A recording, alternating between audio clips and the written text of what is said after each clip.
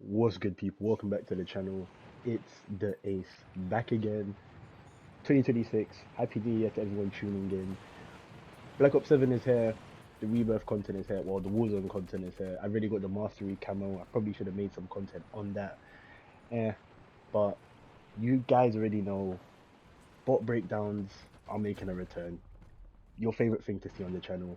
Me going through my wins and essentially giving a run through on my decisions live in game. Obviously, it's not a live commentary. This is me recording my voice after the games.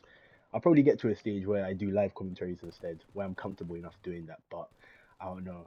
I'd be saying some out of pocket shit, so I don't want that to really be the main takeaway from the video. But we're gonna get straight into this. It's the solos gameplay on Rebirth Island.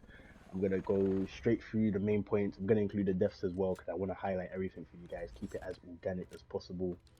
But yeah, let's get straight into it. As you can see, the complete bot. Let's go, guys. Alright, guys. So first things first, you want to have a designated spot you land majority of the time. Obviously, get familiar with all of the map. But for me personally, my favorite two spots to go are either factory or prison. Typically, when I'm playing squads, we'll land where the squad goes, of course. When I'm in solos, it fluctuates mainly between factory and prison. This game, I went factory, and I can't lie, you just want to get straight into the action, find a gun you're comfortable with, and then from there, I prefer to get into action and into gunfights to really just get into the rhythm of things. You'll get the cash naturally. It's only 6k for a loadout in solos. So you can see here, I get MXR, which is probably the best assault rifle right now. I get a Raiden, which is a gun I'm comfortable with up close. And from there, we just get straight into the motion. Right, so in this situation right here, I'm getting a bit of audio cues. This guy's obviously running through. I see him run left here, and we just literally get the tags in the back. It's a free kill. And then right here, using the minimap, we get the chance to third party. I try to get aggressive on this guy, but I lose him. I've felt with Black Ops 7 the audio hasn't been as good.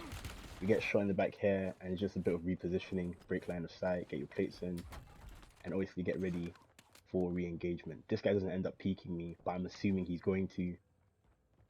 And then from here, we hear another guy. Don't get the shots off. You pre-fire in case he peeks it again. You get first shots early. And once again, in this position, we're just kind of pre-aiming corners, expecting people to be round in areas. Because in solos, it's a lot rattier. People will be in random corners and stuff. Right here, I heard a player there, so I'm pre-firing once again. And then, there you go. First contact, I get the shots, I break his shields. I'm expecting a slide cancel out. Reposition, play up, I hear him here. I cancel my reload, slide out, and we get the kill just there. Now in this position, I have enough money for my loadout. I'm trying to make my way to the buy station, but obviously you gotta anticipate people to be near buy stations at all times. So we're taking on two gunfights here. We've got the guy in grannies and obviously this bot skin here. We break his shields, we get aggressive. The other guy, of course, at grannies is gonna anticipate that. We get ready for the third party. We break his shields. I quickly go to buy my loadout, and of course we're keeping eyes on at all times. So now my loadout drop's gonna cause attention. I'm expecting a peek from him. You see it top window, we slide out, we get him gone. That's another kill on the board, and we get our loadout. And now this is where we really start to lock in with momentum. So right here, we're using the mini-map, we're getting aggressive straight away, we're pre-firing right here. And one thing with Black Ops 7 is up close with your gunfights, don't stay ADSing, hip fire and readjust your ADS because you will lose targets if they're moving fast. I've lost gunfights like that. I've done it to people and made them lose gunfights. This situation right here is another example of that. And just right here, we're getting shot again, just repositioning, get ready for the challenge. He doesn't actually challenge, he throws a grenade for instead, the pinpoint nade.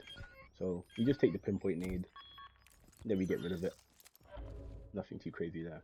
And a quick tip here, if you want to go downstairs without creating an audio cue, just jump straight down. Because people will anticipate you to be still at the top of the stairs. They're waiting to hear you run down the stairs. Bit of pre-fire there. And then he gets shots on me here, so we back up. But with that tip there, if you jump down staircases, you can instantaneously close the distance rather than creating an audio cue. They obviously hear you jump, but you close so much distance with the jumping, so it's better to do. This situation right here, I'm anticipating some movement. I can hear a guy. We get shots there. And now this is where we get aggressive again. Sprinter is an excellent perk for getting aggressive. You break shields, you get aggressive.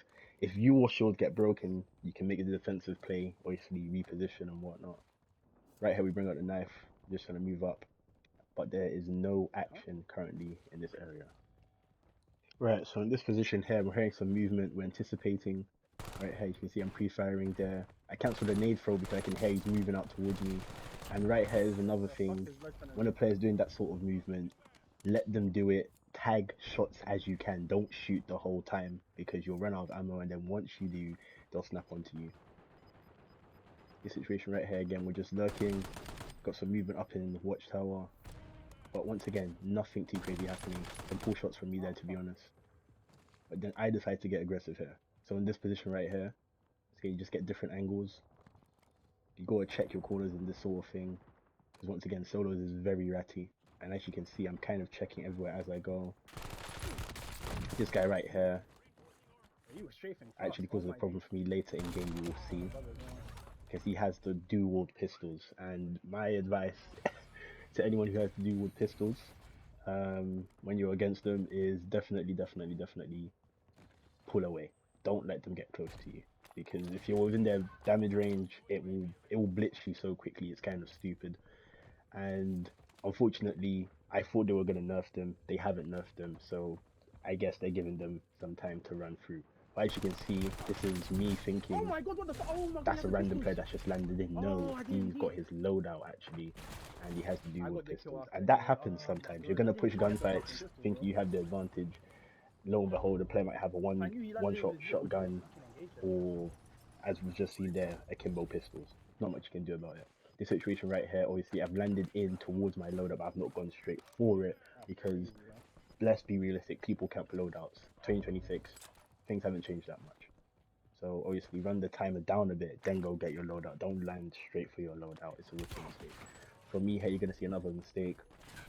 We baiting well, we get good shots, but then my accuracy isn't the best. I'm slightly off target. If I hit fired, if I use my old device, hit fired, then we ADS, I wouldn't be able to get that kill because I did definitely game very low. But once again, these things happen in solos. You just gotta be able to get your momentum back up. So in this situation right here, I know I've died here and I've died at control. So I gotta think, is my loot potentially still here for me to make a move on? I've got to think as well. Prison potentially can get thrown in the back. Granny's typical place for people to be chilling at. So once again, I'm just keeping my head on a swivel. I'm trying to run the timer down first before I make anything too aggressive. Also, these boxes right here usually have loot in them. Just shoot them. You can shank them, whatever. They give you free loot. Been showing the side there, so I'm anticipating an aggressive play. I'm repositioning, and I already know there's a window spot here. And falls right into the bait. That's the guy that had the akimbo pistols. We get him gone. He gives me a nice fat amount of cash. And from here, I just throw down another loadout in case I die before Resurgence comes through. Okay, so I've picked up my loot from where I died previously. We're moving to factory, using this UAV information. We're getting aggressive. There's one thing you need to do. When you make decisions quickly and make players have to think, they do things incorrectly. They make mistakes. This situation right here again, I panicked because it's their akimbo pistols. This is a very easy play in my head to make. Once I know it's their akimbo pistols, back up, you retreat. I get a bit overconfident because I get first shots and I don't make an attempt to either break the distance or do something with my movement. I stay in the same place. My mistake. We take that death on the chin. This right here, I kind of have to go for loadout here straight away in this situation, so that's why we do it. We go straight for loadout, and I get shot from Granny. So we know there's a guy at Granny's. I've got the cash to get a UAV up, and from there we're like, cool. We know where a few players are at. We can kind of make some positional plays right here. We've got this guy on top of headquarters side. And then from there, I just rotate because there's no point of me picking up these gunfights. It's just a waste of time. Now, at this point, I've got aggressive. There's a player on top of prison. Now, I don't know he's sniping, but one thing you never want to do is stay static. So you can see I'm just trying to make it as difficult for him as possible. And obviously, he's going to stay on that head glitch. That's all he can do, really. I've naded one side and I've flanked on the right. He can't go anywhere. He goes left, he eats the nade. I feel in the back. He goes right, clean shot straight through. So we get the kill, we get the wipe there. And right now in this position, obviously, when Resurgence is gone, you need to play a lot more methodical. There's no chances to come back once you die. So in this situation here, I'm a lot more passive, or I wouldn't say passive, but a lot more methodical with how I'm moving through the map. We pick up this bounty for a bit of free information, and one thing you're gonna notice is the bounty on me, once I move this way, goes down to 2 bars from free. So I know for a fact whoever had the bounty on me is towards prison. I know my bounty, based on what the minimap's showing me, is most likely the guy I just shot at on top of factory, right? Once again, you've got the cash for UAV, get UAVs down, make use of UAVs and precision airstrikes, cluster strikes as well. Typically don't buy cluster strikes, buy precisions and UAVs. If you find cluster strikes, yes, make use of them. And once again, using the UAV here, I'm getting the information. I can see this guy's creeping on me. This is probably my bounty. I'm just like, cool. I could take this gunfight, but I'm just like, nah, there's no point.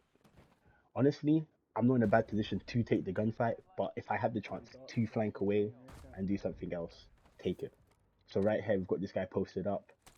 He's right in the window. Unfortunately, I have a bit of stick drift, so as I'm strafing up here, my character actually drops left. I'm not actually using my stick. My character drops left. It happens. But we use the nade there to try to get him moving. From this position now, we know there's definitely one player here. Obviously, we've got the player on top of factory who I've just put shots on. And, well, for me, I'm in a sandwich. So one thing I've got to do, I've got to keep my head on a swivel, and I've got to ensure that if I do take down one player, I don't get instantly third-partied. This, I would say, when there's 3 players left, is the most difficult time in a solos game. And you're going to see here the rotation. Yeah, and once again, this is why you take bounties and stuff, because this is free info. Yes, I also hear the guy, but the bounty ping on the map confirms for me that he's rotated up. Look at that. Look at that on the minimap, right? And I already know this guy hasn't rotated out of this building. So this guy's still here, and my bounty, which is now I'm doing the third partying. He's taking some shots. Pause. He's taking some shots. We get aggressive. Boom. Bounty gives me a free ping. I know exactly where this guy is now. So everything now is falling into place. I've got circle rotation. He has to come up to me.